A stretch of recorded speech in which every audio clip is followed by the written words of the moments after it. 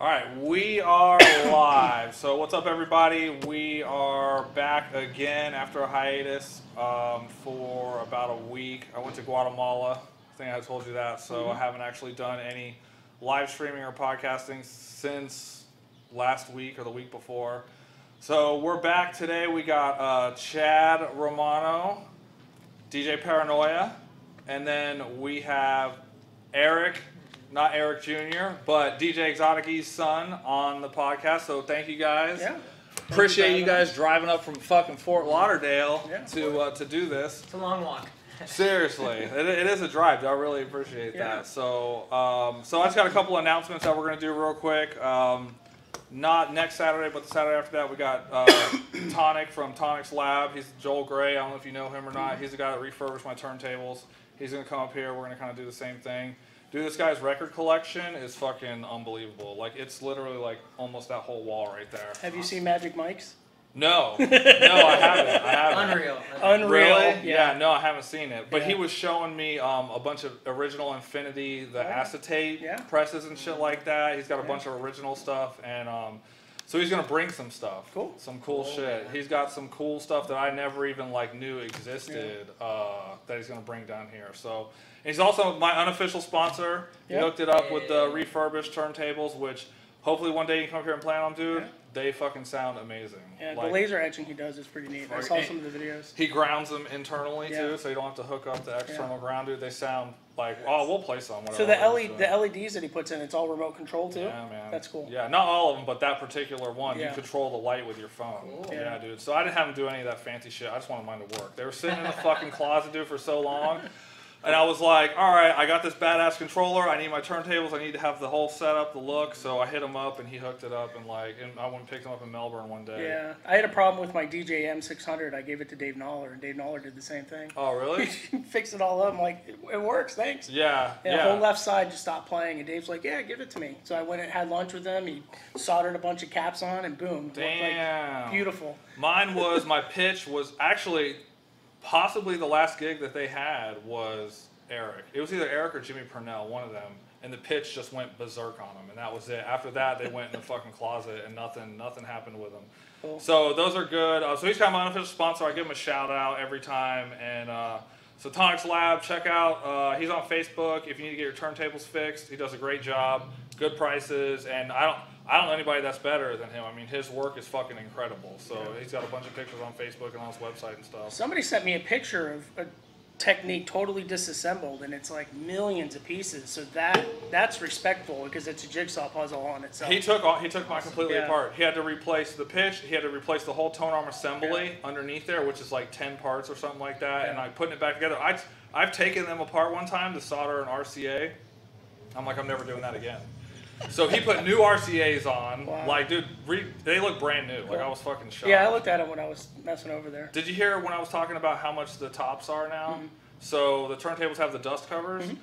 A dust cover, original dust cover is $250 for one. I have my original dust covers, and they're all covered with Transformer stickers. Oh, shit. I have mine. One of them's got a big fucking hole in the side of it where it's cracked. Yeah. But yeah, $250, man, if you look them up. That's crazy, right? You might as well get, what are they, the saver, deck savers at that point. That's what he said. He's like, he prefers those anyways. It's like 50, $60 for the deck savers. Because the original is like on the corner from just being open and closed, it like starts to fuck up the turntable. But yeah, those are $250. What else did he tell me? Oh, he told me that a good set of Tech 1200s is like $1,500 now. For a set? For a pair, sorry, a pair, Wow. That's why I decided to get them fixed. One reason I was like, well, that's an investment. I can get with that. Exactly. Yeah, so. How much is he charged to fix them? It depends on what's wrong with it. Okay. He's got a price list on his website. It's $50 to look at it, and then whatever it is to whatever's wrong with it. Cool. So, but yeah, good work. So I'd just like to give him a shout out. So that's pretty much it. He's coming up not next week, but the week after that, and that's pretty much it. So we'll get right into it. So Chad and Eric are here to shoot the shit. We got a bunch of stuff to talk about. So I just kind of go into, like, I met Chad. It's been over 10 years now, I guess. Yeah. When we booked Exotic E, you guys came up together. It'll be 10 years next Friday. Okay, 10 years. Damn. The Valentine's Day Oh, massacre. yeah, it was Valentine's Day. I fucking said that shit before we started. Yeah, I completely forgot about that. Yeah. So yeah, St. Valentine's Day Massacre, fucking awesome party. Yeah. You guys were super cool. It was a good turnout. It was a fucking great event, and we actually did that party again.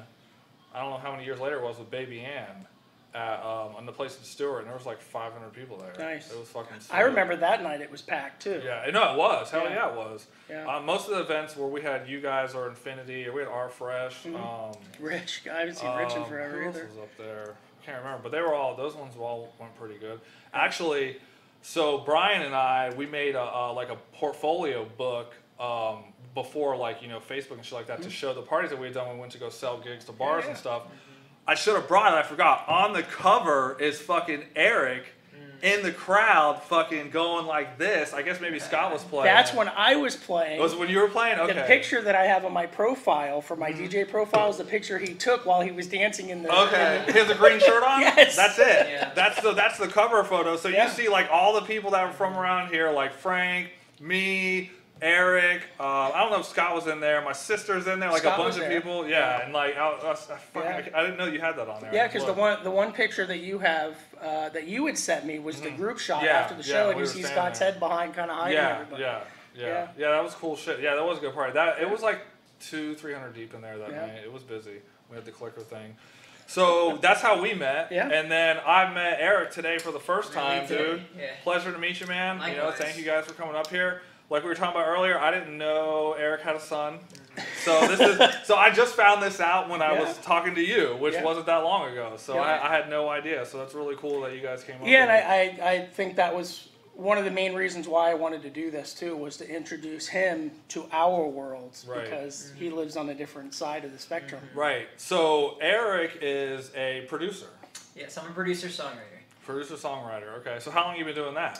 For fun or professionally? How about both? I guess both, yeah. When you Okay, got for started, fun, yeah. I want to say I've been doing music since I was 3. My dad had a turntable set. I would practice in diapers. There's picture proof of that, by the way. Oh, yeah. I would go up on the boards and scratch. I had no idea what I was doing, but I thought it sounded cool. Yeah. And eventually, you know, I picked up instruments along the way. I played saxophone in school. I played guitar. I played drums. And then eventually I picked up a DAW, which I believe was either Reason or Ableton. And I kind of just from there started doing electronic music, and then eventually into pop. Okay. That's cool. So, how old are you now again? I'm 26. Nice. Okay. All right. So when did you go like professional with it? In 2013. Okay. Yeah, I started actually getting, you know, artists who wanted to hire me for my services, and I would produce and write for them. So you're writing lyrics? So I write lyrics, melodies, and I do the instrumental production. And sometimes I track and also am involved in the mixing and mastering process. So who's your biggest person, or can you even say? Like, are you a ghost writer? So if I'm getting credit, I'm technically not a ghostwriter. Okay. That's a very common misconception. What? Okay, yeah. Go tell me Yeah. what that shit is. That's What all is good. that? So What is Let's that? open that Yeah, door.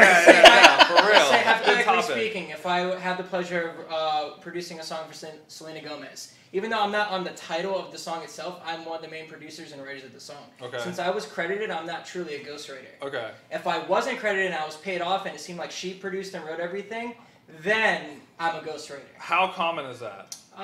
It can be quite common. It happens a lot in the electronic world. It happens in the pop world a lot. But more often than not, at least in my experience, I'm not a ghostwriter. I get hired for my services, and I'm also, you know, published everywhere. And to bridge off of that, Yeah. there's ghost mixing, Yes. which we could talk about too, because that's what I do. Ooh, I don't know about that. So- Okay, There's- we'll go into there- that so shit. I there's- never even heard of that. But here's the thing I need to be careful about, and he does too. There are NDAs that were signed, yeah, so that we goes have with- non-disclosure Oh, yeah, well, don't- agreements. yeah, no, don't that's get- fine. yeah, but yeah, I yeah. can tell you that there are record labels out there around the world that I do specialize mixing for. So sometimes some of these producers are too tied up doing productions or touring or whatever. They don't have time to do an hour mix Right. for whether it's a release, for an album, an EP, an LP, whatever. Okay. They'll send me the tracks, I mix it for them, give it to them, and they send it out. And they put it out as their own mix. Correct. No It's shit. ghost mixing. Didn't It's know the- that. it's I mean, the it makes same perfect thing. sense, but I didn't Yeah. know that. Yeah. I mean, I A lot have of people seen, I've seen DJs playing live with pre-recorded mixes. We can talk about that too. Yeah, I've seen That that happens. shit. Yeah, I was Oh, yeah. fucking blown away the first time I Yeah. saw that. I was like, and I told the guy who's running the party, and he's like, he made the music. That's right. I'm like, well, he's definitely Yeah. acting like he's DJing that shit, Yeah. and he's not. But I guess it There's a happens. lot of big name artists that do that people don't realize, but you know. I mean, I can get it Happens a from lot. the perspective Yeah. of like if you're on like an ultra stage. And the lights seem to be perfectly synchronized. That makes sense. Yeah. Right, I can get that because mixing on it goes shoes in the dryer on a fucking ultra stage. Yeah. You know, like I That'd bet be bad. that's not cool. Yeah. Okay, that's interesting, Yeah. man. I didn't know that. Yeah. I didn't know that as well. Honestly, similar but different. What can you say? The genres? Mostly drum and bass. Okay, Yeah. dude, drum and bass is fucking hard to mix. Yeah. Oh yeah. Yeah, It's- it gets there, but you know, like the challenge that I have is, you know, this controller that I've never been exposed to, or I've got my own equipment, my own studio I'm used to working with, and I Right. can get in there and tweak and do effects and everything that I'm used to. Right. Where this, all the buttons are rearranged, so it's Yeah. like shit, you know, what am Yeah, I it is supposed a to little do? different. So It is a little yeah. different. Yeah, drum and bass, man. I mean, if you listen to the other podcasts, you heard me say it. Like I played drum and bass for a little while. I mixed it for a little while, and it changed how I DJ. Yeah. Just because it does. you have to be good. And part of the problem that I have, and what might happen tonight, is trying to adjust from drum and bass into breakbeat.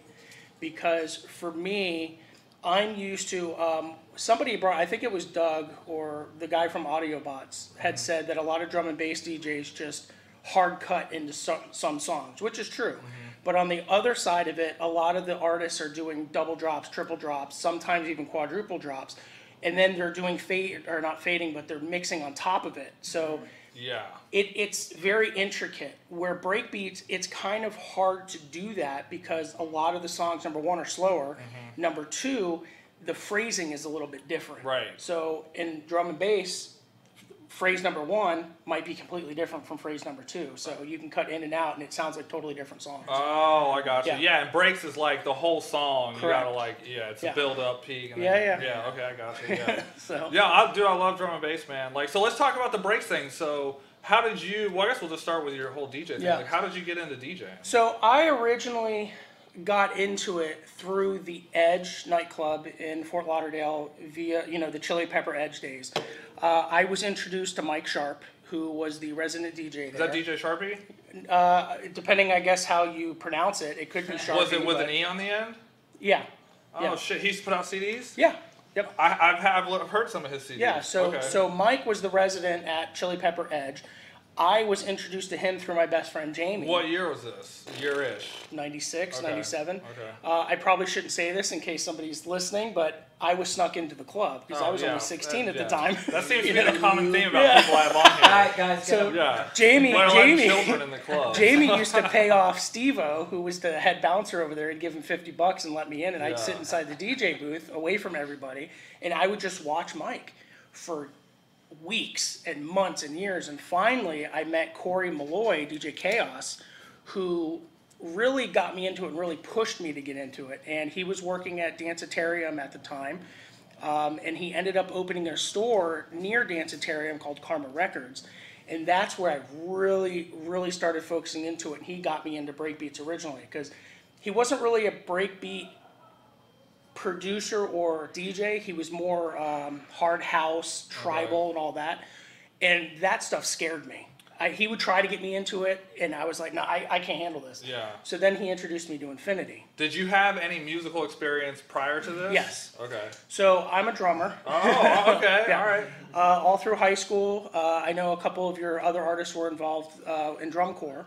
So I was in high school marching band, I was in the middle school band, I was in drum corps, I was in all this other stuff. True that. So I have all the same experiences they do. And True that. I have a lot of respect for the guy from Magic of Orlando because I have a lot of friends that toured with Magic of Orlando. Have you met Chris Hudson? Not in person. Oh, dude. Not in person. Okay. So in high school, my buddy Jared was also in Magic. And I remember him coming home from camps and his arms were bruised because of the amount of push-ups they would do. From yeah. what I was told, that was one of the most hardcore military-esque drum corps ever. Oh, And shit, they just okay. beat them, just beat them Okay. and beat them. Yeah, Chris Luckily, didn't get into all that. yeah, Okay. there's another side that they don't really tell you Yeah. about, but the Valentinos, who were the directors of Magic, were known, for some of that. Okay. So luckily I didn't have any experience with that, but drum corps changed my life. Yeah. It really did. Yeah. And band is the shit. Yeah. You were in band too, right? Yes, I was. Dude, band was the fucking Yeah. shit. I went all over the world because of it. Yeah. My high school, Cooper City High School, had one of the best drum lines in the country. Oh, okay. I'd say that we had, 3 tenors, 5 snares, 5 bass drums, 13 people. I'd say 10 of them were drum corps. Wow. Yeah. Okay. So during the summer, we were all out playing on tour. During the spring, or during the fall, we were doing the summer, or the fall thing, Right. all the marching band. Right. Starting December, WGI started. So then we were doing indoor drum corps stuff, whether it was with the high school or whether it was, an independent group. Right. And then you went right into drum corps. So for Wow, 4 years, it was a damn. constant 365 Wow. deal. Yeah. So, Band's how I started my party career. yeah. Hey. Yeah. I mean, seriously, dude, I got into band in middle school and not much going on. But Yeah. when I hit 9th grade, dude, that's how I met some of my good friends I'm Oh, still yeah. friends with, dude. They just Yes. broke me in like the first Yeah, year. and we Yeah. went all over the world. We went to London one year. We Yeah. did a New Year's parade in London. We went back to Europe. We did Amsterdam, Maastricht, Cologne, Germany. I mean, there was areas all over Europe that we did. We Yeah. played all these different gigs and everything. I was at the poor school. We didn't do any of that Yeah. shit. Yeah. So, but we would travel around for competition. Yeah, oh yeah, we Yeah, did that which all so I in went state. all over the state I just remember the charter buses, man. The fucking yeah. buses were the shit. Like Yeah, that was one of my you favorite get all times. excited. You're like, yeah, Yeah, we're fuck gonna go yeah. on the And then the comfortable age range, bus. you're with 9th graders to 12th graders, so Yeah. you got all the 12th graders doing all this bad shit Oh, yeah. while you're on The tour, hazing. fucking corrupting The all the hazing. freshmen and shit. Yeah. Yes. Oh, yeah, yeah. that was some fun shit. It That's was- cool, dude. I didn't know that about Yeah. you. Yeah. Okay. A lot of people don't. I don't really talk about all of that, Right. only because it's not something that I like. I try to be humble. Right. And that's one of the things that Eric Exotici had taught me, and one of the things that I really respect the most about him was he was the one who took me under his wing and told me, you need to stay humble, regardless of what happens. Right. And all the people that I meet over the years who know Eric and who I've talked to about his story, about when he was a kid and growing up, that was the number one thing that they told me. He was always humble. And that's one of the things he taught me. So I've never really Right. told a lot of people. Right. Now- yeah, and there's not like a shitload of people that know what drum corps is. Yeah. Like Yeah. I mean, it's crazy that I think Chris and then my band teacher at one time. Those are the only 2 people I know that have been in drum corps. Yeah. So hear from you like somebody else. Yeah. Like you're the only other person I know. Yeah, I could tell you, our high school, just our band alone, there's probably a good 25, maybe 30% of the kids who were doing. And where drum was corps. that? Cooper City High in South Florida. Okay. Yeah, Wow. Fort Lauderdale. There was a lot of Boston Crusaders, Blue Devils, Yeah, Spirit Blue of Devils, Atlanta. yeah. I know a Okay. couple people were That's with. cool. Suncoast Sound. There's all the southeast regions. Dwight was Blue Devils, so it was a mixture of everybody. Dude, we gotta get you together with Chris, man. Like, dude, Chris is a fucking like master musician. Yeah. You know, like Yeah, I he's saw- classically I trained. watched Like, the he, whole and interview. you guys, I think you guys would hit it off. So we gotta can do share that some one day. stories. Yeah. So let's get back to the whole Yeah. breaks thing. So you said that guy was playing like tribal house stuff like that. Yeah, so when you Corey- heard breaks, did you know that that's what it was So for you? Corey introduced me to Infinity. Okay. He said, "Here, I'm going to let you listen to this record. Tell me what you think." And I don't remember what record it was, Move Over or something like that. And I was like, "Wow, I really like the sound." So then he started to gear what genre I liked. Then so happened to be, and this is I like when circles kind of complete, because a lot of the stories that I know, there's circles, Yeah, of like course. boomerangs, people call them. Right. I was dating a girl at the time by the name of Christine, who was very good friends with Dan Warren. Dan Warren was one of the producers for Spacemen / Trip Theory. So, and then they had a fallout, whatever, I don't want to talk about that. But, so I met Dan, went down to Miami, went to a studio, and I met Tristan. Tristan was also a drum and bass DJ. So then he got me into the whole drum and bass thing with Okay. Curtis Richardson and Patrick, I forget his last name, Knox. So all the 3 of those guys really started pushing me into drum and bass. Oh, okay. So then, for a whole nother circle, Dan Warren was good friends with Scott. Okay. And then Dan had put me through to Meredith, and Meredith and I were talking on AOL Instant Messenger, if you remember that. I had that shit till they shut it down. Yeah, and then just Seriously, recently. I did, within- dude. Yeah, it wasn't that long ago. Yeah, so Meredith invited me over to Scott's surprise birthday party in West Palm Beach, Spanky's or something like that. That's when I met Scott. And from there, So what year was this?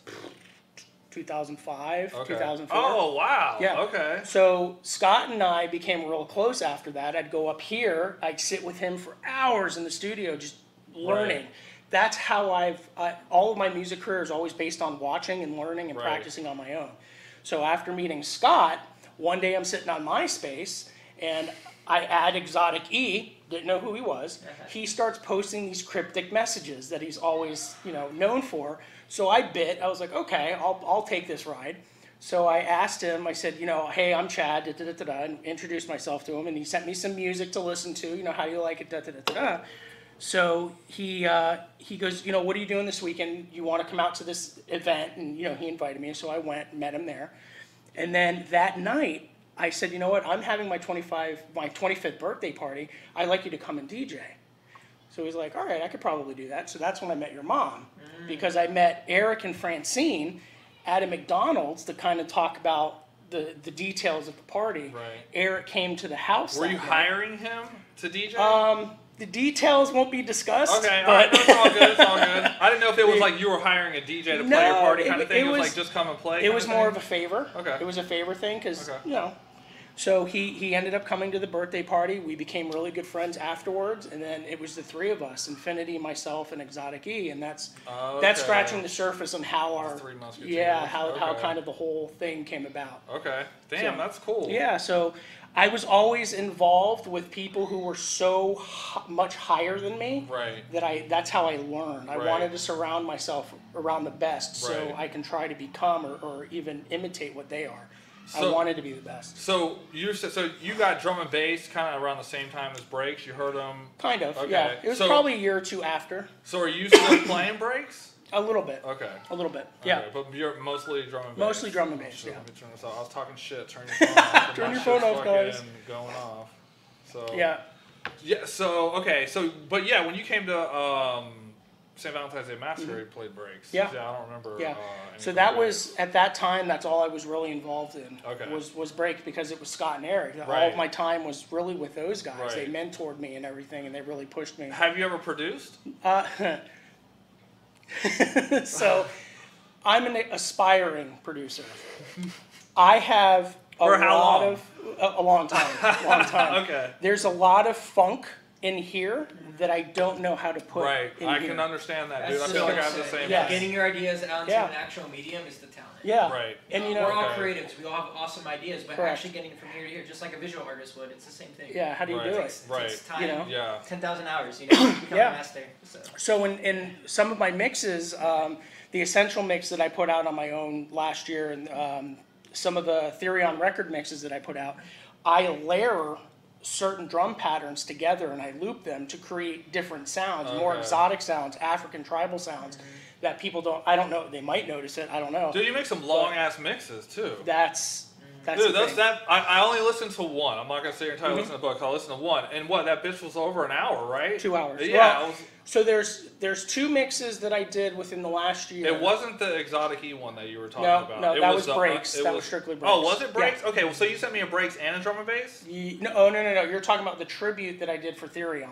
That was all drum and bass. Okay, but there was two that you sent me that I think were drum and bass. Correct. One of them you said read this PDF or Okay. something before. I didn't read. I Yeah. didn't listen to that. No, that's I fine. listened to the other one that you That's sent fine. me. So the one with the PDF was basically about 2 years ago. I had a major surgery, and I had to have a kidney removed. They found a Holy mass. shit. Yeah, it was pretty fucking crazy. So, and his father, believe it or not, was the only friend of mine that came and visited me at the hospital, and it meant the Wow. world to me. You Yeah. know, because that just showed me, you know, Right. that's Wow. where we were.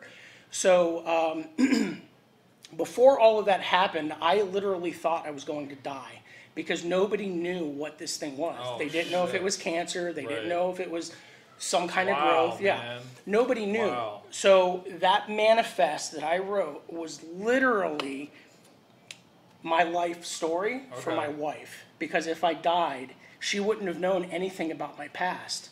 She wouldn't have known. Wow, I what feel was bad. going I on. didn't read No, that it's shit fine. now. It's Well, fine. the thing is, I was like, if I'm gonna listen to the mix, I need to read that, Yeah. and I'm like, I'm not reading it right now. So I No, listened that's to fine. the other one. Yeah. Yeah. And That I was like, this shit's still going. Like, and I Yeah. had like clean my whole fucking house, and this shit's still right that was now. probably the 2 hour Yeah, essential it was mix. long. Yeah. How many tracks do you think were in that mix?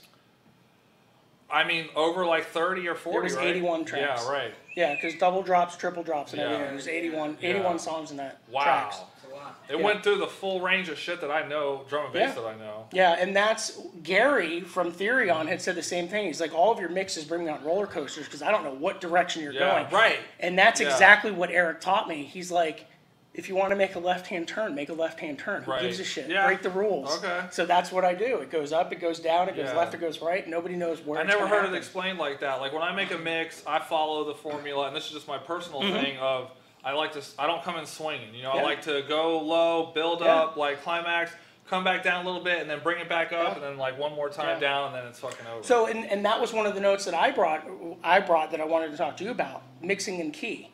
So one of the other things, when we can talk briefly about the whole Viking Brotherhood thing, was we set down the rules from the very beginning that there are no rules.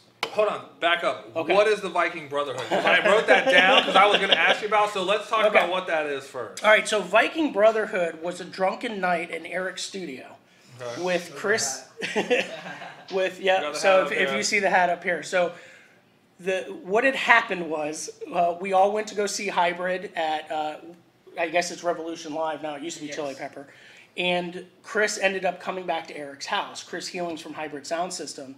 And Hold on, is this hybrid like from Europe hybrid? Yes. Okay, Yes. all right. so just make Chris sure. Healings Okay. from Hybrid from Okay, Europe Just making sure. came back to the house. He had no idea. He was still half asleep. Yeah, We I was woke not him good. up. You guys came back like 3 in the morning. Yeah. Right, yeah, right. So- that place closes at like 4. Yeah. So Yeah. we all go back, wake him up. So the 4 of us are inside the studio, and then 4 Locos comes out.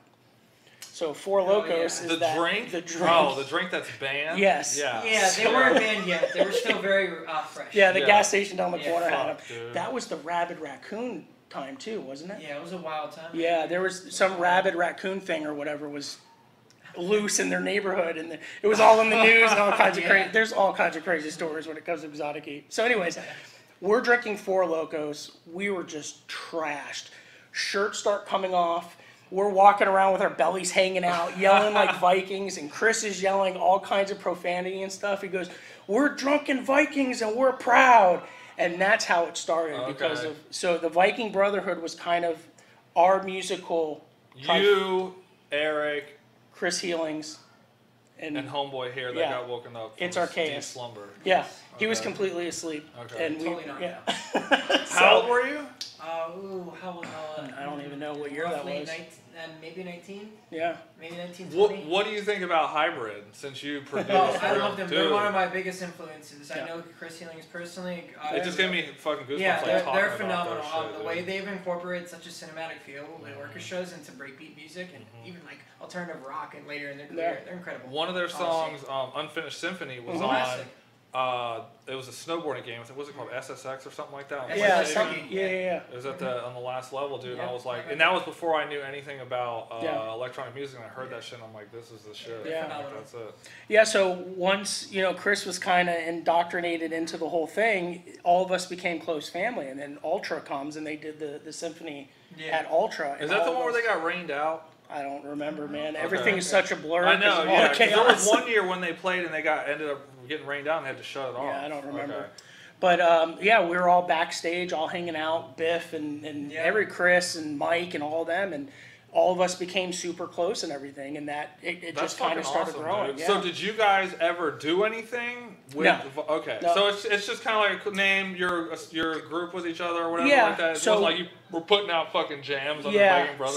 So Eric Big old and dude, I, beer belly guy, Yeah. fucking cover of the So, CD and shit. Eric and I were working on tracks. I was doing a lot of drum programming because I was trying to learn, and there are some unfinished tunes. Stuff that we worked on here and there.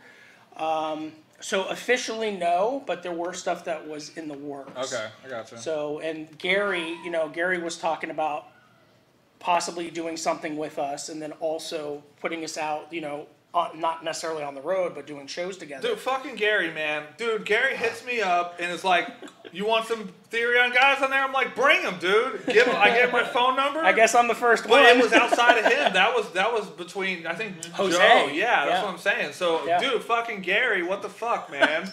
Sit here and talk all that shit, and then Yeah. like nothing's happened. I'm Yeah. like, bro, bring him, dude. I gave him so we can Yeah. meet up. It never happened. So fucking Tell There you us go. that. I'm the conduit there. Yeah, so there you go. seriously. I mean, dude, I want everybody on Yeah, this bitch. so we were working on some stuff. As a matter of fact, I was up here last January for a bass reunion, I think it was, and Eric and I were talking there with Gary, and then, you know, everything had happened past that. So it never officially came to fruition. But, Well, no, you I'm know. glad to know what that is now. 'Cause, Yeah. I've seen it around and shit, Yeah. but never knew what it was. Yeah, so that's how that. And so kinda what the came fu- about. oh so yeah so we were talking about, you said you guys had the Viking Brotherhood and there was no rules, so then we were talking about mixing and key and So shit. mixing in key, yeah. Yeah. So everybody's talking about mixing in key, and you know, oh, we got to play all of our songs in the key of C, or we got to play all of our songs in the key of F, and maybe go a step or two down. So Therion, the first mix that I did for Therion, I think it was about this time last year. Eric had, you know, and Gary had worked me getting into the label, and I gave my first mix to Gary. But what nobody ever really knew, none of those songs were really mixed in key. What those songs actually play is Mary Had a Little Lamb. So each song was in a different key, and if you put them all together, it was Mary. You did like Had a some Pink Little Floyd Lamb. shit.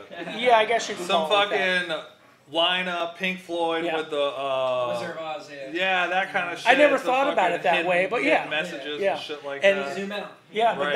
that was the stuff that Eric and I That's would cool always shit. talk about. That's cool Yeah, shit. That and- adds some depth. That Yeah, like, and there were no rules. Break the rules. We're fucking Vikings. There are no rules. Pillage your Break village, them. Yes, motherfucker, yeah. that's what it was. So when I was putting that mix together for Gary, number one, I had a deadline. I was like, fuck. Usually to do a mix, I take anywhere from 6 to 9 months Holy to really shit. listen and plot my game and know Right. exactly what songs are going to drop when. And Right. it was like a chess match. Right. That was another thing Eric was real big with, was chess.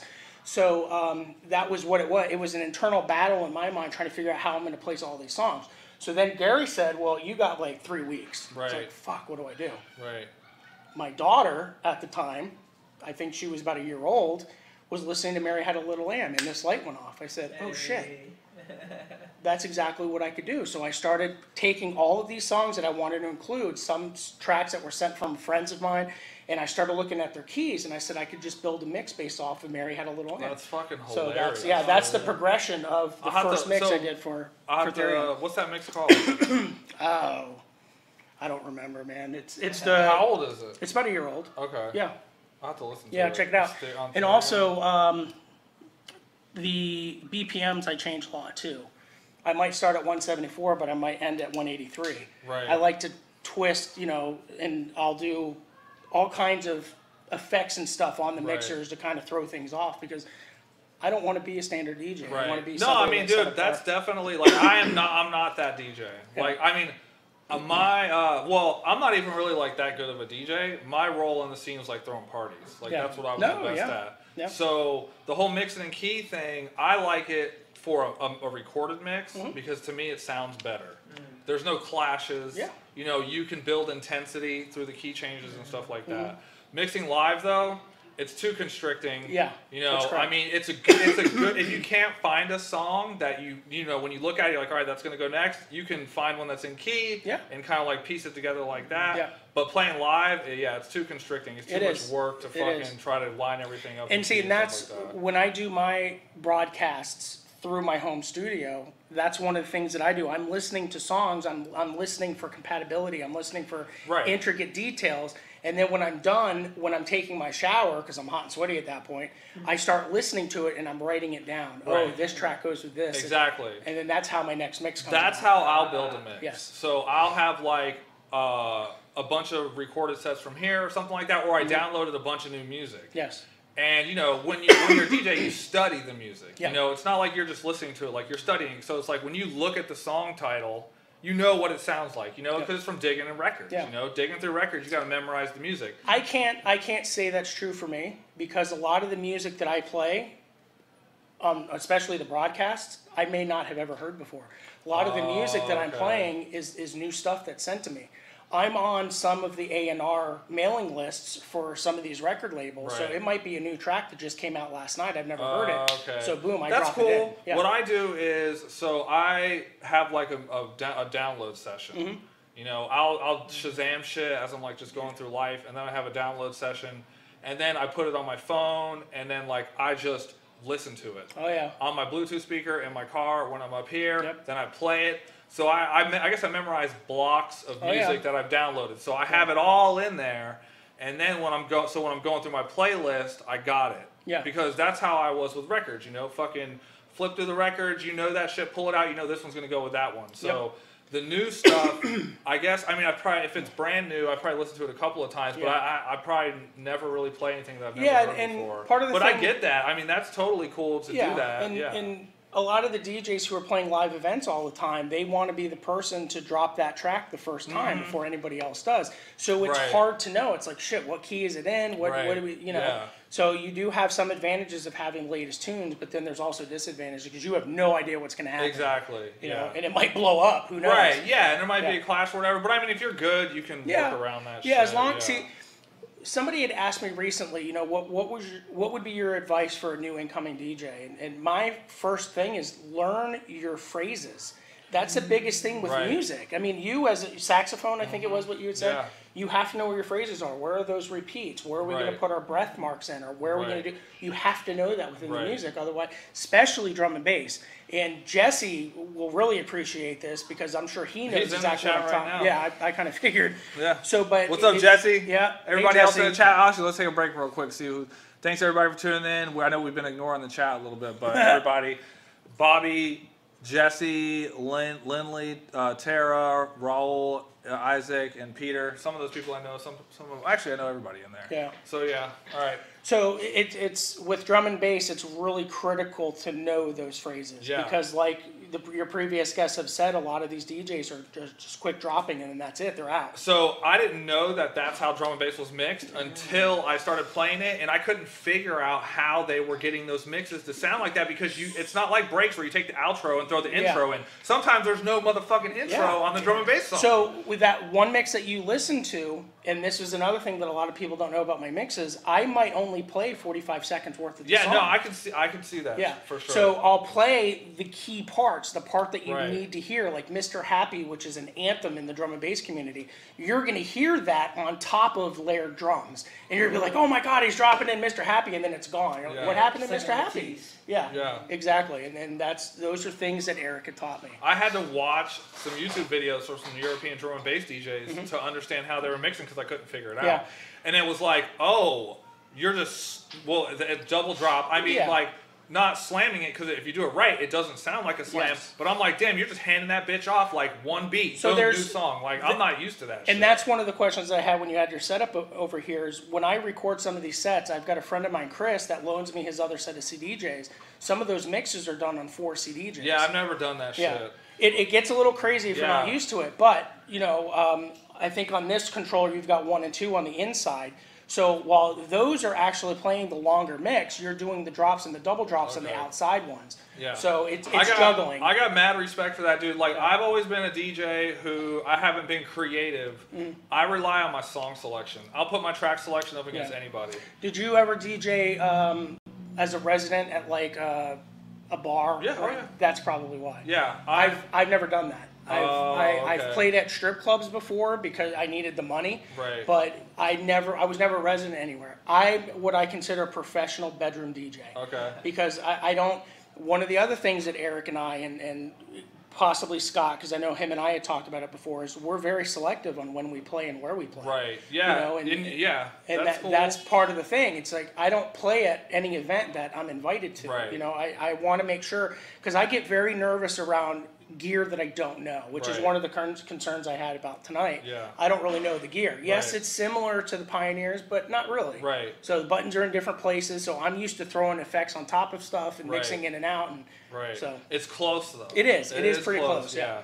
So I DJ top 40, like actually Ants Don't Sleep we were talking about that earlier. That's me and Brian DJ company, and I've kind of retired from it. He still carries it on, but that was all of our. We did electronic music productions under that too, but we also did weddings, bars. I mean, we've had residencies at a lot of places around here. So I started as an electronic music DJ, only ever played breaks, and then we got into the open format top 40 stuff, and that changed how I kind of like DJ'd a little bit, and then the drum and bass changed how I DJ'd a lot after that.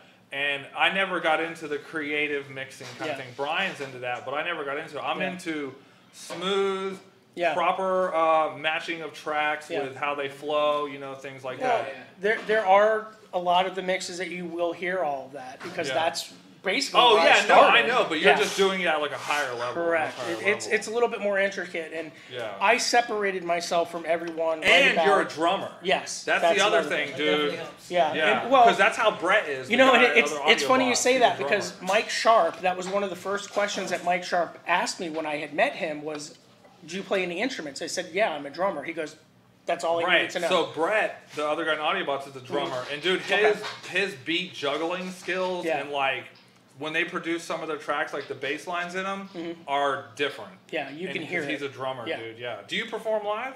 I do not actually. I'm more of a producer, like for other artists and bands. But I will eventually perform live as an electronic artist. Okay. You know, I'm currently working on an EP now with some amazing singer-songwriters. Do you have a band?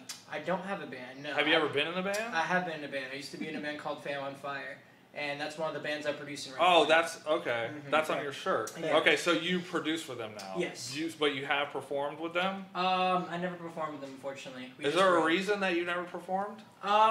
It's just more. I like to be behind the scenes. I like Right. to create like art more. Like I love the live production process. I think it's phenomenal. But I love the creation process Yeah. more. Right. I like taking something from nothing and making a full blown journey in a song. Yeah. Right. Okay. And that's just what I love. But like I said, I will eventually perform live using controllers, such as Right. like drum machines, Launchpad, the push, all that type of stuff. I play keyboards a lot too, Okay. so I'll have backing tracks. I'll sing live on tracks. Have my singers perform. A lot of DJs are like that. I'm Yeah. actually. I don't really like Yeah. performing. Like Yeah. I like DJing. That's one reason why I threw parties. I like throwing parties. I like people to have a good time. You Yeah. know, that was my motivation for throwing parties. Yeah. I like DJing. Not really big into the whole being in front of everybody thing. Yeah. You know, I enjoy the more behind the scenes producing shows and things like that more than DJing. But Yeah. it's part of the fucking gig. Yeah, but Exactly. when you do stuff like drum corps, you're standing in front of 80,000 people. Right. You know, I was in finals. marching band. I don't Yeah. know if you were in when we were talking about. I Yeah. marched Barry Saxon in marching Oh my band. god, those things are Gnarly. monsters. Yeah. Dude, I have one at my house. It's this tall. Yeah. It weighs like 40 pounds. Yeah. Very heavy. Yeah. I was a bass drummer, so most of the time it was the top three, so I was lucky and fortunate, but like Blue Devils, for instance, their bottom bass is, 40 inches, and they've got a window to see through it. You can Oh, imagine shit. how heavy that is. Wow, So, yeah. so Yeah. I can appreciate it, and I do have back problems too, Yeah. which could be contributing from that. Oh, yeah. Could be from DJing and slouching over, Yeah, a that lot. too. Who knows? Table risers, motherfucker. Yes. Did you notice that table's higher? Well, I actually, yeah, it is higher, and it hurt my back still a little bit because I have, and drummers will know this, Gibraltar, who makes drum racks. Mm-hmm. I actually have a Gibraltar DJ Radius table, and Is it's, that what's on your live stream? Correct. That thing? that's why it looks like they're floating. Okay. Yeah. It's Those a are for the drummer. drum heads? Correct. It's Okay, a drum okay, I kit, know like what a you're talking throne, about, but yeah. it's specifically for DJs. Oh, so it's made for DJs. Correct. Okay. So that you buy Okay. the kit, and then What's they it have called? add-ons. Gibraltar DJ Radius, and it had the little foots are adjustable, so you can raise it up, down. Okay. You can adjust the angle and everything. So I'm used to that because I can stand straight up. and Yeah, do dude, those Yeah. they're actually bed risers. Oh, okay. And for DJs that we've like had play with us that have never seen it, they're like, "What Yeah. is up with this table? Yeah. It's fucking high." Yeah. It's like, dude, go to fucking Kmart Yeah. and they're like $11 Yeah. and it'll change your fucking life. Yeah. So if going back to the crowds and everything, so I'm kind of desensitized from that now. Right. And it mostly started because of marching band, because Yeah. of drum Oh corps, yeah, dude, WGI, when you're in all those that. lights. Yeah, but I do remember vividly, to bring up another story about Eric. There was one night where he was supposed to do a show at Voodoo Lounge, and I he went had- to Voodoo. he couple sent times. me a message, and he says, "Hey, the kid who was supposed to play with me bailed out. Do you want to play with me?" And at the time, I had probably known Eric about a year. I was blown away because it's like, holy shit, this guy who I've respected and I've grown to know and have been really good friends with is asked me to play a major event at Voodoo Lounge with all these other names. So it was just he and I. And I remember at that point I had that pre-show jitters, and that's Yeah. where I really Yeah. started to notice it. Yeah. And I remember vividly Kimmy, DJ Storm, he Yeah. came on stage with us, and Magic Mike was there, and there was a bunch of people who were going in and out, dropping tunes with both of us. And at the time, I was nobody. I was like, what is going on Right. here? I'm like, Yeah. I was blown away. And Yeah. the fact that Eric had presented that opportunity to me meant the world, Right. because that's when I kind of learned that he is starting to understand what I'm trying to do. I want to learn from him. I want to be groomed by him, Right. and it wasn't about the battling DJ, because I'll get this clear for everybody. I didn't know Eric when he was a battle DJ. Right. I didn't even know about the DMC championships and the this and the DJ okay, Laz and okay. his collaborations with Laz and Magic. I didn't know about any of that until years later. See, it's nice, man. Like with talking to all these DJs, there's a lot of stories like that where another DJ took this person and basically developed them.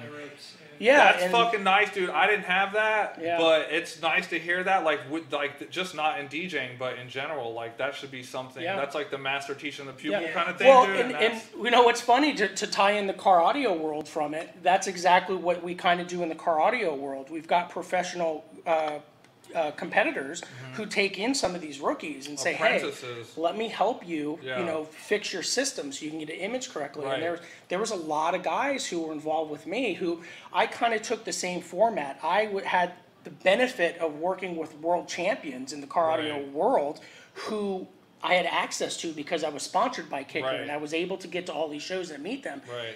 People like Mark Eldridge and Gary Biggs, Alma Gates, all these huge people who the car audio world knows Right. are, you know, huge, like the infinities of the brakes Right. community and all that, who are sitting in my car. I'm just a little nobody, and they Right. help me get to where I am. Right. It's the same thing. Right. My two biggest mentors were Scott and Eric. Dude, you're fucking lucky, dude. You're lucky. A lot of people tell me that, but to me, it was more about friendship. Yeah. That's what. Well, it I was. guess I mean, I Yeah. guess in the sense of like, if you could pick two people Yeah. for breakbeat, like just Yeah. you know, that's like And now, DJ Icy would be like the fucking. Yeah. You know what I'm saying? Yeah. Like, oh yeah, well DJ Icy and Baby M are my mentors. Okay, Yeah. that's like similar. To Yeah, that, but you know? but see, now that Eric is gone, I didn't appreciate it. Oh, you know? well, yeah, dude, that's everybody, man. You No, know? I know. Yeah. I took it for granted Right. because Yeah. there was so much more that I could have learned. Right. I could have learned how to scratch. Right. That was one of the things that we were working on with the Viking Brotherhood, and Jesse's going to know this name as well. Navigator and Freaky Flow. No, Flipside. I'm sorry, Flipside and Freaky Flow. I opened for them in MC Toronto. Flipside? Yes. Okay. I opened for them in Toronto. There was a gig that we had done out there. They're originally from Toronto. Anyways, he was a battle DJ with drum and bass. So when I witnessed Really? it, yes, when I witnessed it firsthand, Freaky Flow do this, light bulbs. Hold on, went is he off. an MC? No, Flipside is the MC. Right. What's battle DJ for drum and bass? I've never heard So that. he's scratching on top of his drum and bass. Really? Yes. I've never heard anybody do that. Look up Freaky Flow. I He's didn't got a know lot that of was a videos, fucking yeah. thing. Yeah, I know Jesse was talking about him in Oh his yeah, thing. that tape. He was talking about. Yes. He had that tape a long time Correct. ago. So Okay. Freaky Flow did World Dominator. He did a bunch of stuff. Okay. I had sent him a demo, I don't know, 10 years ago, and he Right. said, I want you to come up here. And I went up to Toronto and opened for him in Flipside. But anyway, besides that, when I witnessed it, I always had this idea, and I presented it to Eric. And Eric said, if you want to learn how to do it, you got to figure it out on your own. Okay. And I appreciate that. But then when the Viking Brotherhood thing came about, it's like, why don't we do this on stage? Right. We could play drum and bass, which he started to get into. As a matter of fact, the last bass reunion, he was playing drum and bass. The show, I think Alan had done over on Jensen Beach, he also played drum and bass. Danny Bled was there. There's a bunch of drum and shit, bass okay. guys there.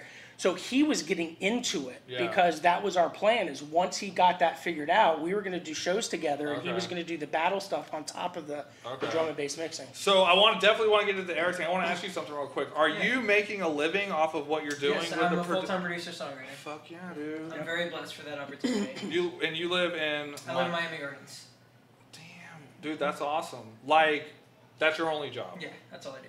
and you're comfortable. Yeah, I guess my side hustle thing is me becoming an electronic artist. But my primary source of income is producing and writing for other And artists. so, how often are you doing this? Is this like a A lot. like? Are you in the studio like every day? I had to I'm pull him off constant. a project to get here. Yeah, I did I call Yeah, he told me he's like, yeah, he's coming. I'm like, true, and then he's like, he's not coming. I'm like, fuck. No, man. And then no, he's like, no, he's I coming. made I'm it like, happen. And then he Well, texted I me got it. yesterday, hey, I can make it. I was No, like, I yes! really do. Yeah. I really want to. But Yeah. no, I'm booked quite a That's lot, just me. Sorry. and I Making travel noise and quite a shit. lot. You know, Okay. I go back and forth from LA to here quite often. You know, I know a lot of artists out there I work with. And do you go worldwide? Not worldwide, only America for now, but eventually. Okay. Well, yeah. I The don't internet know. kind of helps. Dude, good Internet for makes you though, that- man. If you yeah. could fucking make your money doing something like that, dude, you gotta like Well, halfway figure let's out. let's dude. talk about Fame on Fire for a second. You know, Fame on Fire, who is a rock band who are signed to Hopeless Records, who you produce for, now have a #1 tune on Octane on Yeah, Sirius what- XM. What is Octane? It's Octane a Sirius is a XM rock station. station. Okay, And okay. then, the song that we wrote together is now #1. Yeah. Are you credited for it? Of course, Yeah. yeah. So I'm a are you- producer and writer on it.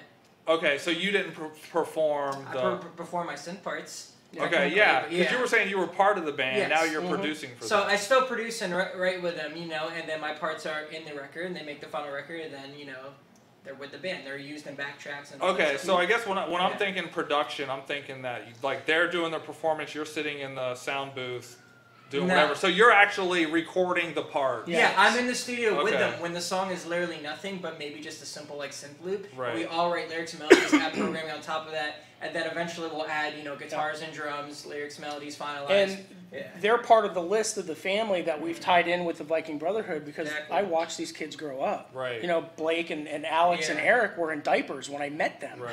You know, I don't know Paul very well, Yeah. but Brian I met, you know, over the years. And, you know, Brian is part of us. And either way, it's cool to see this because, again, one of the biggest tributes and one of the biggest gifts to music that Exotic E gave wasn't his mixing. Right. It was okay. his son. We're gonna get into exotic. Meat. Brian, could you give me a beer, dude, please? Yeah, man, yeah. So wow, dude, that's cool, man. I mean, like that is. I didn't know that you were gonna say that. I thought it was like a hobby. Oh, absolutely not. Dude, that's the shit. That's fucking Yeah. awesome. So, It's- was your mom into music?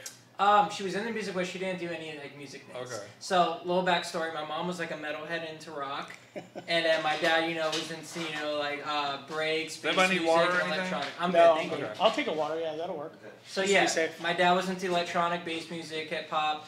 Mom's into metal and rock, and those are my two favorite genres I grew up on. Okay. So that only makes sense. That's why I produce that. What were you gonna call that style of electronic music? Oh, so for my personal project, I got under the moniker Arcaeus. Where can they find you? We'll do that. You do all that my too. my social media handles is it's Arcaeus. Spell it. ITSARCAEUS, and you know I do a lot of electronic influenced music. I want to say it's like electronic and rock together. I call it emotronica. That's my little like name for it, but you know, so here you go.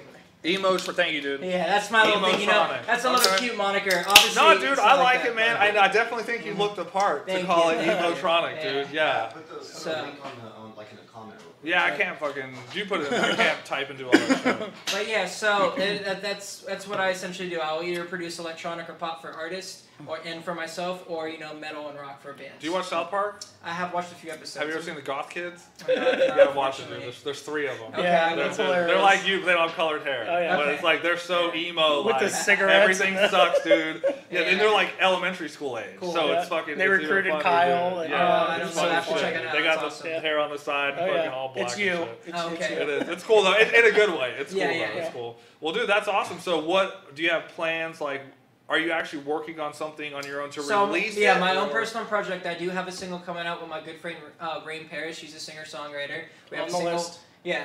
Okay.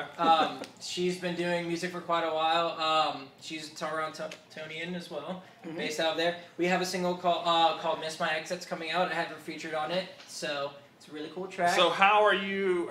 So okay, that was that Fame on Fire. So are Yes. they assigned to a major label? They're signed to an independent label called Hopeless Records. Okay, and so how did it get to #1? So I don't know all of the exact details, but Octane, the station, they picked up the song, they put it into rotation, it got really well reception. When did that happen? About 4 weeks ago. Okay. So for the past 3 weeks, it's been the top 5. The fans have been loving it. Really active fan base. They have like almost 500,000 subscribers on YouTube. They got like a big following on there. Is it just a single, or do they have a whole album? So we have an album in the works that we did, but you it's put only out the one single? single from that album that's Okay. released right now. Okay. So yeah, they're about to drop that. I don't know exactly when. It's not my place to Yeah. say, Okay. but at some point in the future. Do you need to be harassed about it to get it out? Do I need to be arrested? Not me. Okay, all right. So Yeah. you're part of the production's Yeah, done. the initial production. You're done, After we okay. leave the studio and the record is finalized, my Okay. job is done. So how are albums distributed now? Well, and mostly used from distribution services such as TuneCore, DistroKid. So there ain't no There's CDs coming out. Huge.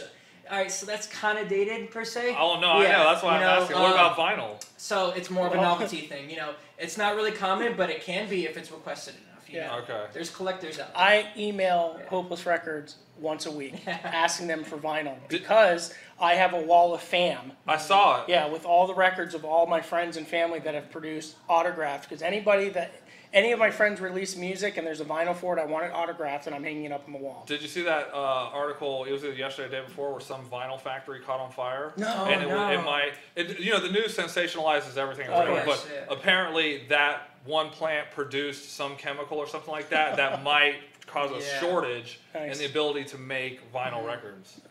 Excellent. Yeah, so we're starting to get it popular again, and now it's destroyed. So vinyl outsold CDs for the first time last year or the year before or something like that. That's why I've been pushing you and Rain. Yeah. I want that record. I mean, I want it too. Trust me. My cousin is in a band. Well, I guess they're not really a band anymore. It was called Word of Mouth, and they were out of Savannah. And he plays like a bunch of different instruments and stuff. And so what they did is, when they released their album, they put it out on a double record, and what they did is in the album sleeve, which was like this thick ass like this, there was a USB drive included in the cardboard. So it was like so the USB was actually like a thick cardboard, but the strips were on the end of it, so you could plug it into the computer. Yeah, the microchips are tiny anyway, so you could fit it in a piece of cardboard. And it was like one of those things you bend and pick it out. I mean, That's exactly what it was. Cool. It's good marketing.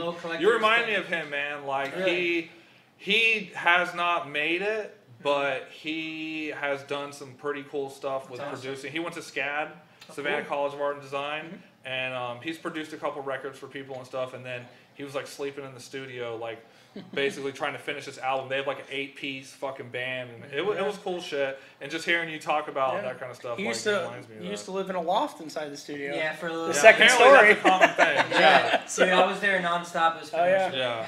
And they try to get me to climb up that. You're not getting me up those stairs. There's no way. Well, that's cool shit, man. Like, dude, do that shit. I mean, if you're already doing it right now, how old are you again? I'm 26. Oh, dude, that's fucking nice.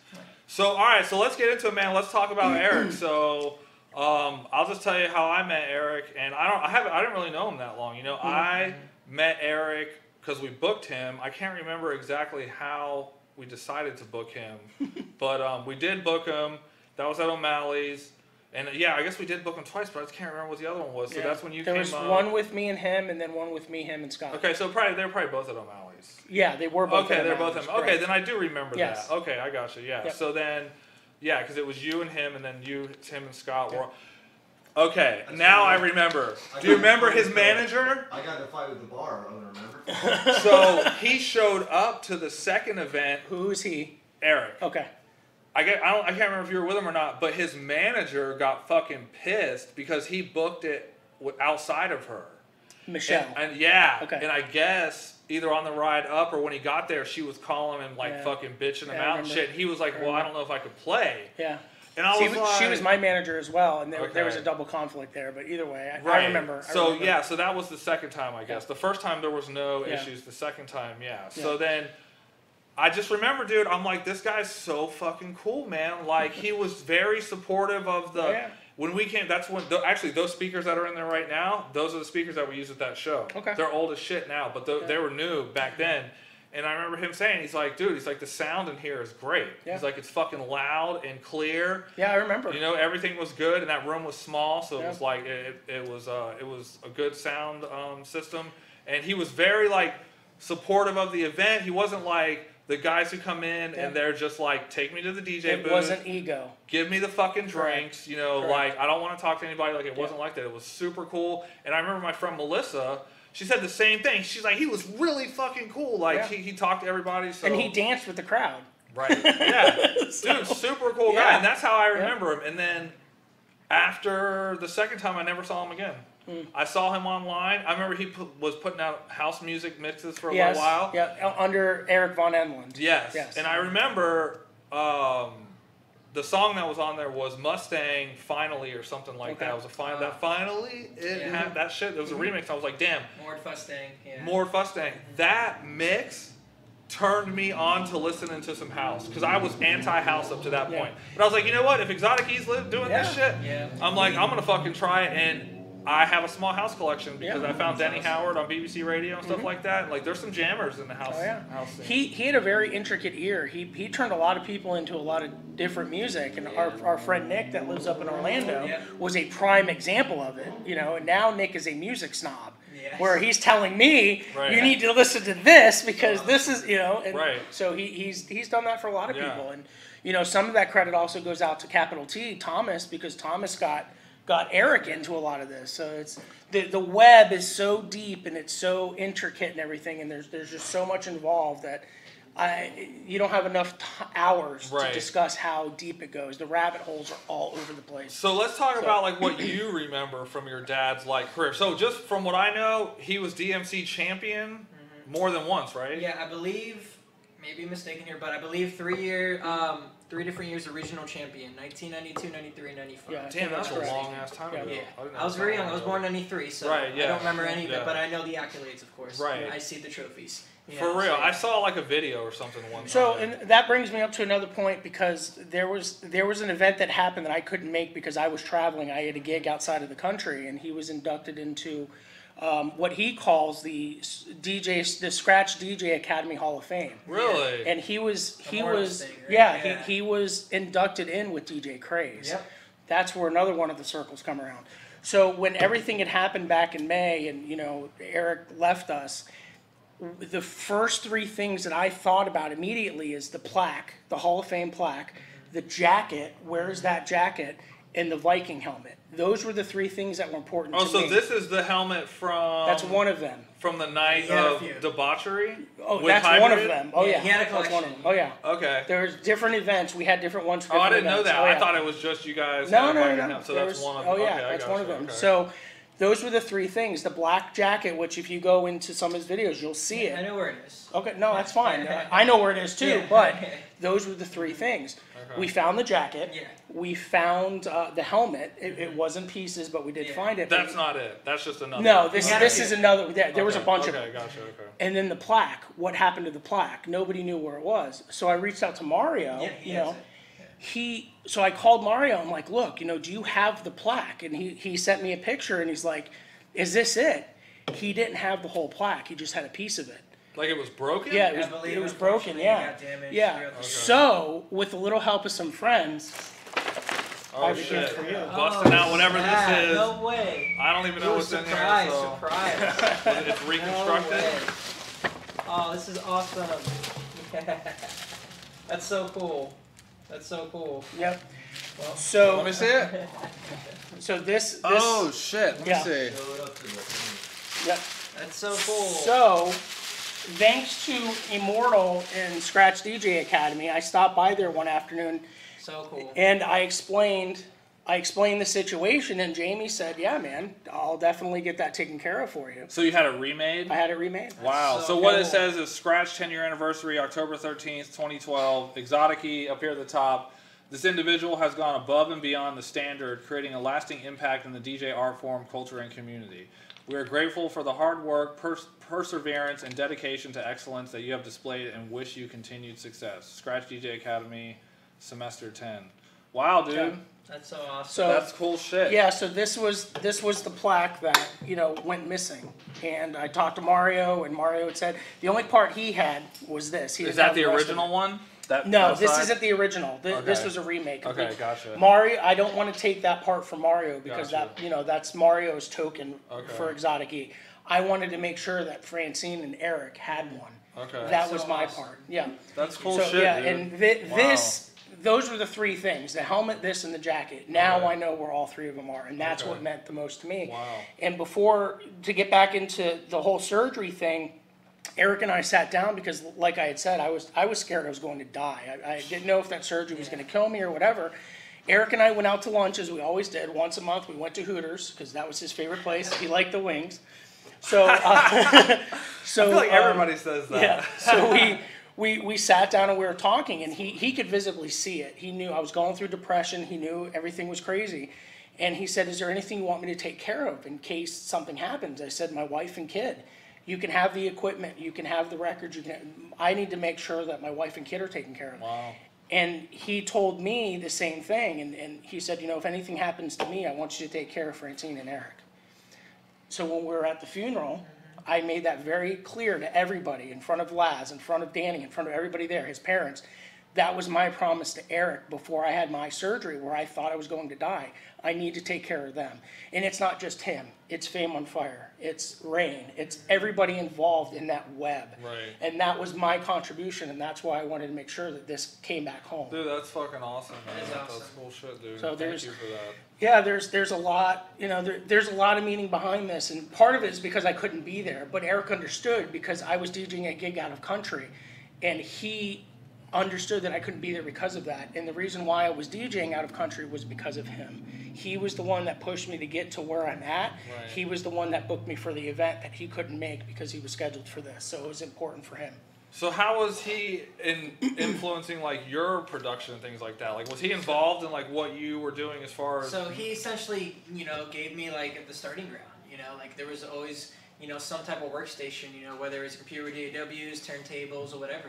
I was surrounding me. So he never forced on me, which was great. Right. I was just around it. I wanted it. Right. So. And everybody that was at the house had some form of music. Yes. Like Right. Blaine. All musicians. Yeah, Blaine. Yeah, true that. Who was part a group with Eric as well. Yeah, they had a Pitch, basic pitch. pitch, Yeah. He gave Eric a guitar, and he learned how to play guitar in literally 48 hours. And he was. I know life it for Yeah. a bit. Not gonna lie.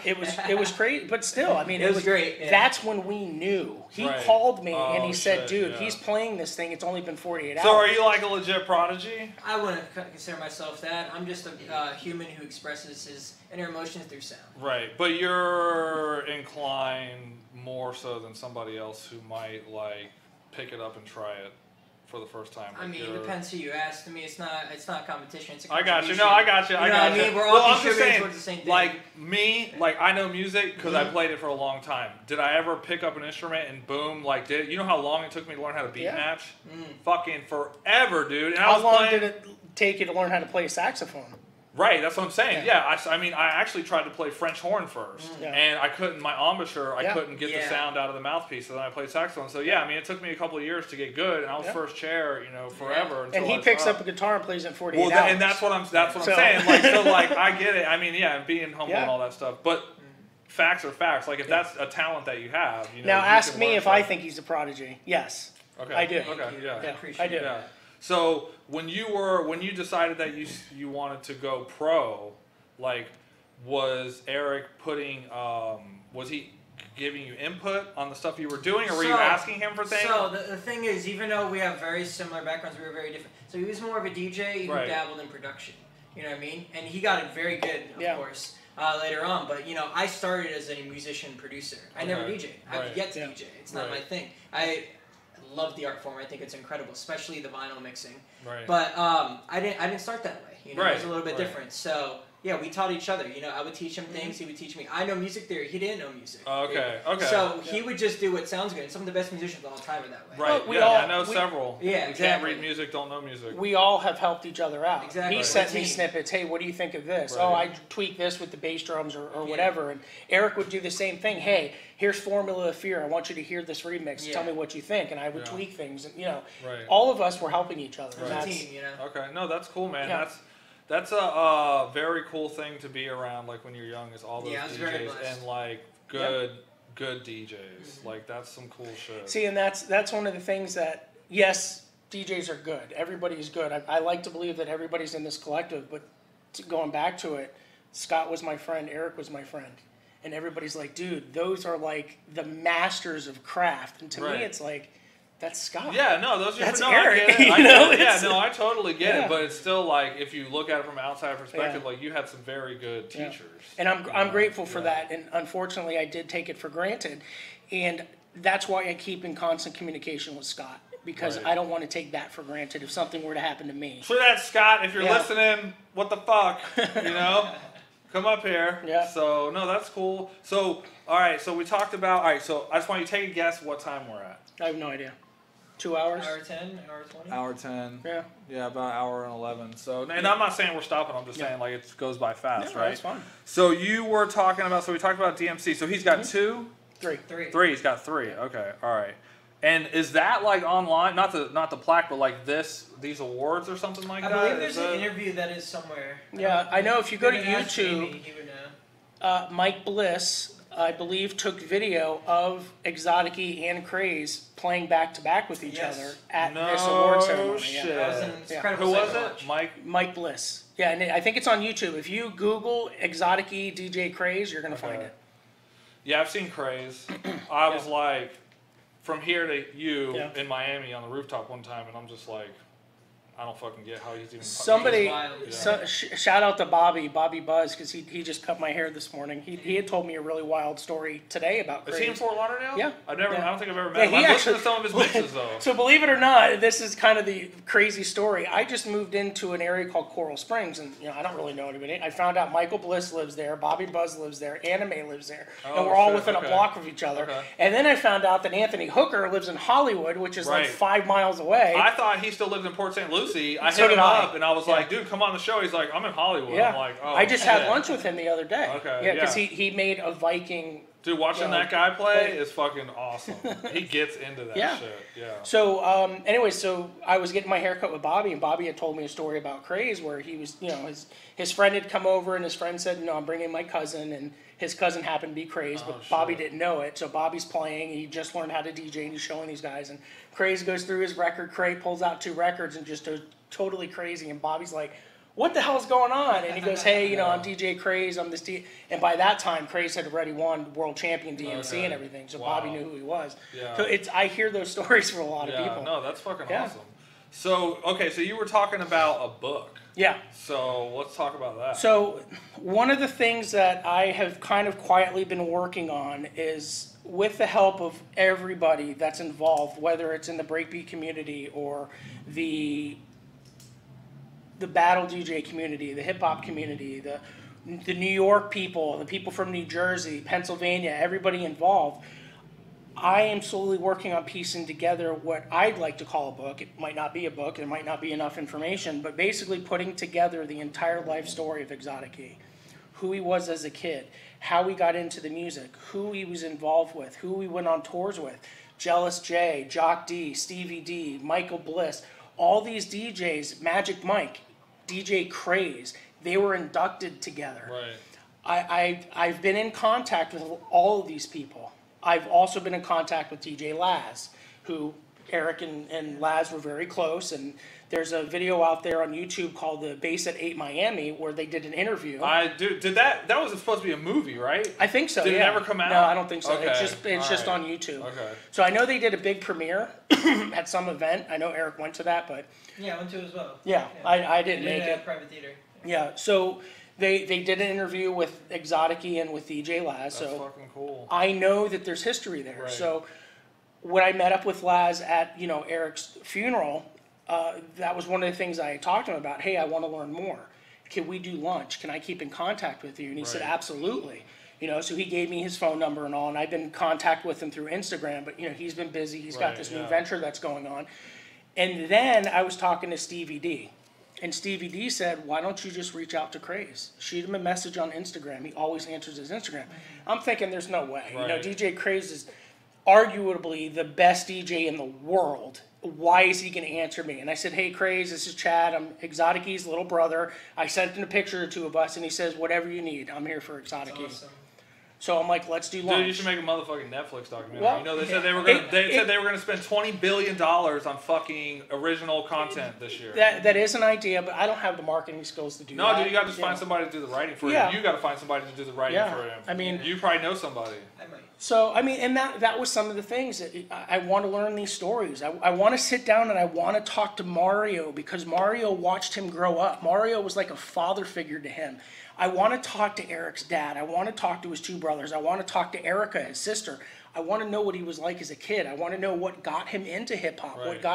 And then why did he go from hip hop to breakbeats? That's what it was. It was a hip hop mix. Correct. It wasn't a top 40 mix. It was a hip hop mix. Yeah. Why the transition? Right. That's what I want to know. There's gaps in everybody's stories that I want to fill in, and I want to share it with the world. Right. Because he was my brother. Right. And it's been 9 months, and I think about him daily. Yeah. And it's hard to let go because him and I were so close. But that's why I try to keep in touch with everybody. And what's interesting is he had these circle of friends that I had never met.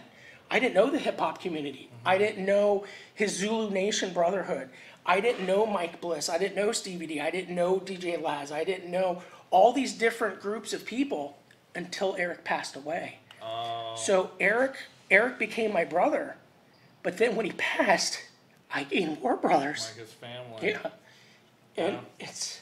I know, man. It sucks like when Yeah. something like that happens, and then all the good that comes from it. It's like, man, Yeah. it's like wish that would have happened prior. That was one of the things that he always taught me was be humble, be friendly. You need to reach your hand out to people, and people who need help, you need to help them. So when he needed the help, I was there. Right. You know, I helped him as much as I could. I mean, I was with him all the time. We went out to lunch once a month, you know, and when we had that conversation before my surgery, I wanted to make sure that I did the same thing for him. Yeah. And that's I text him all the time. Yeah. I text Scott all the time. They don't always text back. Right. Yeah. But I understand Yeah. they're busy. He might be in LA. Scott might be busy working on production. Right. Who knows? But I want to make sure that the people who were important to Eric know that I'm there for them as well. Right. Same thing with Stevie, Mario, Mike Bliss, Thomas, everybody that was involved in his life. They became brothers now.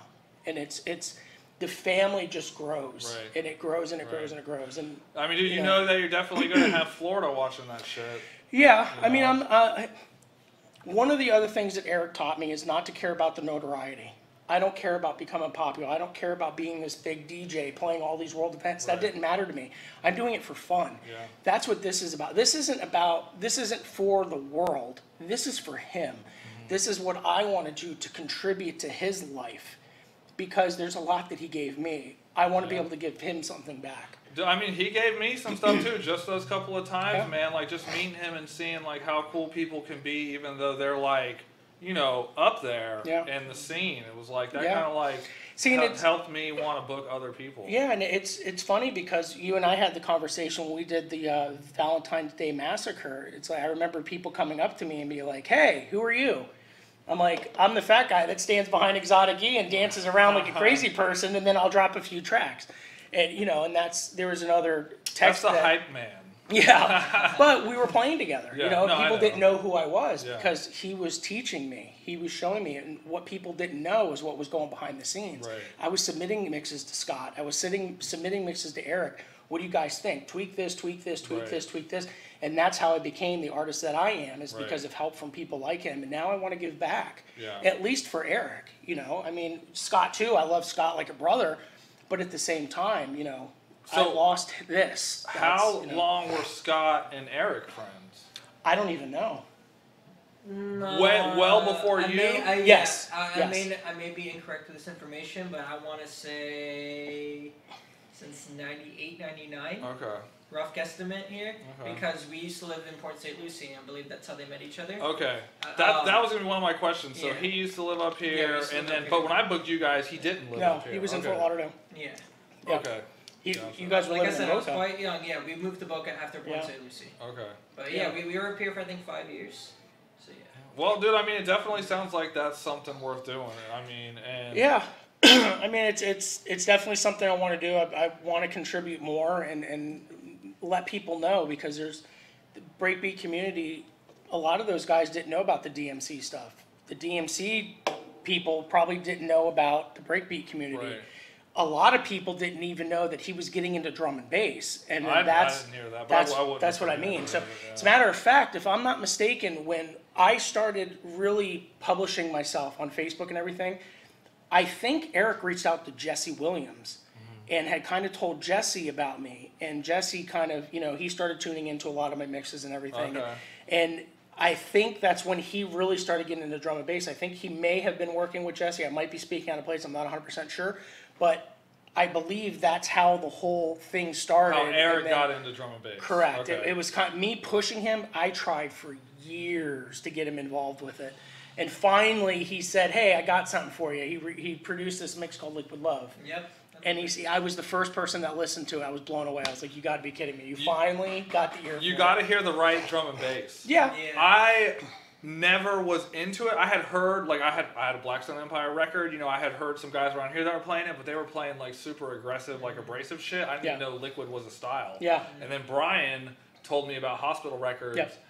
And I was like, this is the kind of shit that I like. Yeah. And then ever since then, that's when I was like, all right, I can do that. You know, I listen to drum and bass more than I listen to breaks. Yeah. And and you know, it's a lot of people don't realize how deep drum and bass goes. Right. I mean, drum and bass is just one genre, and then you've got all the subgenres. Right. You've got liquid, you've got two-step, you've got garage, dubstep. Right.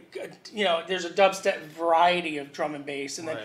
a lot of the drum and bass producers were producing dubstep. Right. So you've got guys like Venetian Snares, which is more of a hardcore drum step. So sick. Which is, it's like 200 BPM off the wall craziness, Oh, like you're shit. going insane. Yeah. So if you think neuro is rough, Right. listen to Venetian Snares if you really want to have a. Right. But it's there's so much more to it. Oh, yeah. You know, and I am a big fan of Liquid. I'm an even bigger fan of Liquid Funk, and all of those mixes that I do is more towards a Liquid Funk avenue. And when Phonic and Gary had contacted me to do the podcast, I guess it was a podcast for him out in Tampa, I wanted to do something totally different. I created an intro, I talked over it, and then I just did this mix of music that I wasn't really familiar with. And it turned out to come out to number 6, I guess, in whatever.